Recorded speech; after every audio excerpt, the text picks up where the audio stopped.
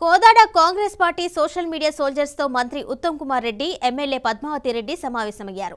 కోదాడ, హుజూర్ నగర్ నియోజకవర్గాల్లో కాంగ్రెస్ పార్టీని బలోపేతం చేసేందుకు ప్రతి కార్యకర్త ముందుకు రావాలి అన్నారు. కాంగ్రెస్ పార్టీ హామీ ఇచ్చిన ప్రకారం 2 లక్షల వరకు రుణమాఫీ చేశామన్నారు. కొంతమంది బీఆర్ఎస్ నాయకులు రుణమాఫీపై దుష్ప్రచారం చేస్తున్నారని విమర్శించారు. టెక్నికల్ సమస్యల వల్ల రుణమాఫీ కాని వారికి త్వరలోనే రుణమాఫీ అవుతుంది అన్నారు. ప్రతిపక్షాలు విచిత్రమైన మాటలు మాట్లాడుతున్నారు. ఎవరైనా ఆ రుణమాఫీ కాకుండా ఉండిపోయి ఉంటే వాళ్ళకు కూడా ప్రభుత్వం కొనసాగించి ఆ కరెక్ట్ చేసి ఇచ్చేస్తాము అని చెప్పి ఒక హామీ ఇస్తున్నారు. 2 లక్షల రూపాయల వరకు ఎంతమందికి కుటుంబాలకి రుణం ఉంటే అంత రుణం మాఫీ చేయడానికి ఆ పైసలు ప్రభుత్వమే మీ పక్షాన బ్యాంక్ కడుతుంది.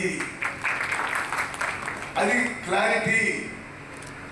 2 లక్షల కంటే ఎక్కువ ఉంటే 2,20,000 అనుకోండి, ఆ 20,000 మీరు బ్యాంక్ కట్టగానే ఆ 2 లక్షల రూపాయలు ప్రభుత్వం కట్టేస్తాము. ఇప్పుడు రైతు వేదికల దగ్గర ఈ రోజు నుంచి అగ్రికల్చర్ ఆఫీసర్స్ ఉంటారు. అగ్రికల్చర్ ఆఫీసర్స్ కి ఇవన్నీ చెప్పడం జరిగింది.